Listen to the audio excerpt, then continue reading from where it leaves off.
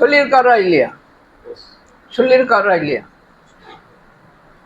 வேதம் இன்னொரு இடத்துல சொல்றாரு, இந்த வசனம் தான் உங்களை கடைசி நேரத்துல நியாயம் தீர்க்கும், நான் தீர்க்க மாட்டேன். ஏன் அப்படி சொன்னாரு? நான் உனக்கு ஆல்ரெடி ஏற்கனவே நான் சொல்லிட்டேன் மகளே, மகனே. அந்த புத்தகத்தை கையில அச்சடித்து உன்னுடைய கையில நான் கொடுத்து வச்சிருந்தேன் மகளே. அதை தூக்கி கொண்டே நீ என்ன செய்த? என்னை விட்டு அகன்று போயிருந்த. ஆகவே என்னை விட்டு இப்பொழுது நீ அகன்று போய்கிறதாக ஆண்டவர் ஒரு நாளைக்கு சொல்லுவார்.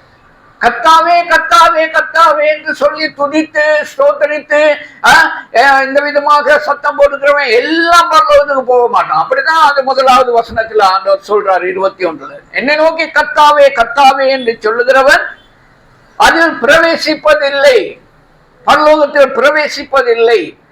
அந்த நேரத்துல எல்லாரும் வந்து சொல்லுவாங்களா, ஏன் சுவாமி எங்களுக்கு கதவை மூடிட்டீங்க?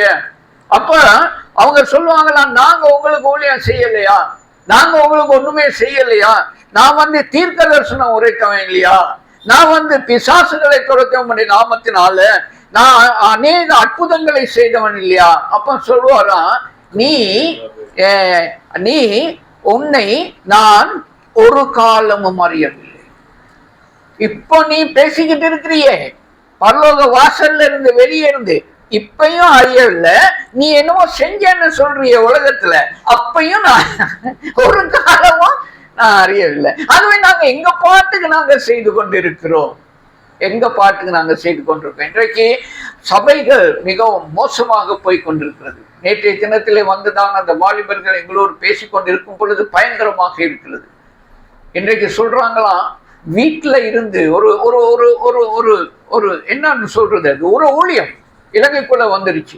வீட்டுல நீ தனியாக இருந்து நீ ஜெபிக்கலாம், நீ வீட்டுல தனியாக இருந்து நற்கருணை எடுக்கலாம், நீ வீட்டுல தனியாக இருந்து எல்லாத்தையும் செய்யலாம், சபைக்கு போக வேண்டிய அவசியம் இல்லை என்று சொல்லக்கூடியதான ஊழியம் இலங்கைக்குள்ளே வந்து விட்டது.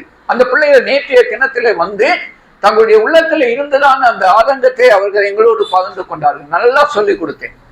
சபை என்றால் என்ன, ஏன் ஆண்டவர் சபையை உருவாக்கினார், இந்த சபை என்னுடைய சபை, நான் கட்டுவேன் என்பதாக சொன்னாரே. அப்படின்னா நீ தனியா உட்கார்ந்து ஜெபம் பண்றே அப்படின்னு சொல்லியிருப்பாரா இல்லையா? இந்த சபைக்குள்ளே கூடிவா, ஒரு குடும்பமாக கூடிவா, இந்த சபைக்குள்ளே நான் உலாவுவேன் என்பதாக சொன்னாரே. ஏன் சொன்னாரு? எத்தனையோ காரியங்கள் பிள்ளைகளுக்கு சொல்லிக் கொடுத்தேன். சபைக்கு ஒழுங்காக வாங்க, சபை உங்களுடைய குடும்பம், சபையிலே தேவன் உங்களை சந்திக்கிறார். என்ன பெரிய ஆச்சரியமான காரியங்களை நடத்த வேண்டாம், சபைக்குள்ளாக இருந்து ஆண்டவர் அற்புதமான காரியங்களை செய்து கொண்டு வந்திருக்கிறார். அல்லேலூயா. ஆண்டவர் சபையின் நடுவிலே உலாவிக் கொண்டிருக்கார். உண்மையான தேவனுடைய பயபக்தியாக இருங்கள். பயம் வேண்டும், அதே நேரத்துல பக்தி வேண்டும். இந்த விதமான காரியத்தை தான் இந்த காலை நேரத்திலே ஆண்டவர் சொல்கிறார். ஏனென்றால் பக்தி உள்ளவனாக நீ இருக்கும் பொழுது உன்னை தமக்காக அவர் தெரிந்து கொண்டார். சங்கீதம் 4:3 நாங்கள் பார்க்கிறோம். நான் பக்தி உள்ளவனாக இருக்கிறேன், ஆனபடினால நான் தேவனுக்கு சொந்தம், அவர் என்னை தெரிந்து கொண்டு முடிந்து விட்டது. எப்படி தெரியும்? வேதத்திலே 4:3 சங்கீதத்திலே அவர் வாக்குத்தத்தம் கொடுத்த தேவனாக இருக்கு. அவர் பொய் சொல்லுகிற மனுஷன் அல்ல, மனம் மாற அவர் ஒரு மனப்புத்திரனும் அல்ல.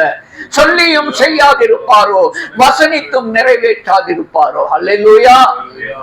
பக்தி உள்ளவனை தமக்காக அவர் தெரிந்து கொண்டார்.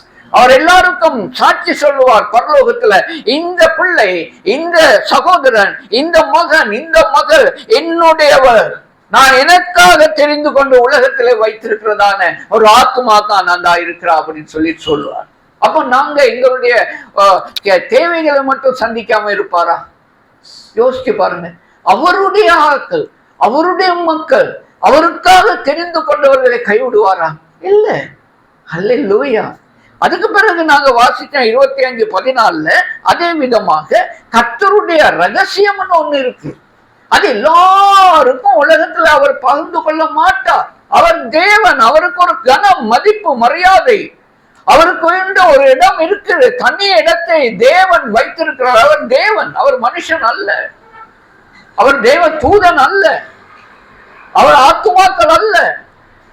தேவன் ஆவியாக இருக்கிறார். அவருக்குரிய கணம், அவருக்குரிய இடம், அவருக்குரிய மதிப்பு, அவருக்குரிய சிங்காசனம், அவருக்குரிய பரலோகம், அது அவருக்குரியது. அவர் யாருக்கும் அதை ஷேர் பண்ண மாட்டார். அருமையானவர்களே, ஆகவே அவருக்குள்ளாக அவர் நினைக்கிற, அவர் திட்டம் போடுகிற, அவர் செயல்படுத்த போகிற உலகத்திலே உங்களுக்கோ அல்லது உங்களுடைய குடும்பத்துக்கோ அல்லது இந்த தேசத்திற்கோ அல்லது தேவனுடைய சபைக்கோ செய்ய போகிறதான காரியங்கள் அவருக்குள்ளதான் இருக்கு. அதுதான் தேவ ரகசியம். அது யாருக்கும் பகிர்ந்து கொள்ள மாட்டார், யாருக்கும் பகிர்ந்து கொள்ள மாட்டார். ஆனாலும் அவர் சொல்றாரு 25:14 அந்த ரகசியத்தை அவருக்கு பயந்தவர்களுக்கு அவர் சொல்றார். ஆமென். அவருக்குள்ளாக இருக்கிறதான ரகசியத்தை பகிர்ந்து கொள்கிறதான ஒரு தேவன் அப்படின்னு சொன்னால் அந்த பிள்ளையை எவ்வளவு உறவாக நேசிக்கிறார், எவ்வளவு கிட்டத்தில் அவர் வந்துட்டார். தனக்காகவே அவர் தெரிந்த இவன் ஒரு பக்தி உள்ளவன், அதனால நான் எனக்காக தெரிந்து கொண்டேன் என்று சொன்னவர் எனக்கு உள்ளே இருக்கிறதான சகல ரகசியங்களையும் அவனுக்கு நான் சொல்லாமல் இருக்க மாட்டேன் என்பதாக அவர் சொல்லுகிறார். என்ன ரகசியம் உங்களுக்கு தெரியும்? என்ன தரிசனம் நீங்க கண்டீங்க? இந்த தேசத்துல என்ன நடக்க போகுது? உங்க குடும்பத்துல நாளைக்கு என்ன பிரச்சனை வரப்போகுது? அது தேவன் எப்படி தீர்க்க போறாரு? என்ன நடக்க போகுது? தேவன் எப்பயாவது சொல்லியிருக்காரா? ஏன் சொல்லல? நாங்க யோசிக்கணும். அருமையானவர்களே, நான் யார்?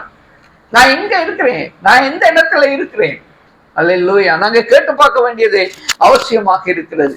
ஆனபடினாலே தான் ஆண்டவருடைய வசனம் சொல்லுகிறது, பயம் கர்த்தருக்கு பயப்படுகிறவனுக்கு தாம் தெரிந்து கொள்ளும் வழியை போதிப்பார் என்பதாக சொல்லி 25:12 நாங்கள் வாசிக்கக்கூடியதாக இருக்கிறது. நான் தெரிந்து கொண்டதான வழியை, இந்த வழியில நட மகளே, இந்த வழியில நீ போனீன்னா உனக்கு வேண்டியதை நான் தயார் பண்ணி வைத்திருக்கிறேன் அப்படின்னு எலியாவுக்கு சொன்னார் இல்லையா? நீ சாரிபாத்துக்கு போ, அங்க எல்லாம் ரெடியா இருக்கு உனக்கு அப்படின்னு சொன்னார் இல்லையா? அந்த விதமான காரியங்கள். எங்க நாங்க போகணும், என்ன ஜாப் நாங்க தேடணும், யாருகிட்ட போயிட்டு இதை பத்தி பேசணும், எந்த இடத்துல நாங்க வீடு கட்டணும், எந்த இடத்துல நாங்க யார நாங்க மேரி பண்ணணும், எப்படி நாங்க இருக்கணும், எல்லா ரகசியங்களையும் கத்த ஆண்டவர் பயபக்தி உள்ள ஒரு தேவனுக்கு பயந்தவர்களுக்கு சொல்லிக் கொடுக்கிறார்.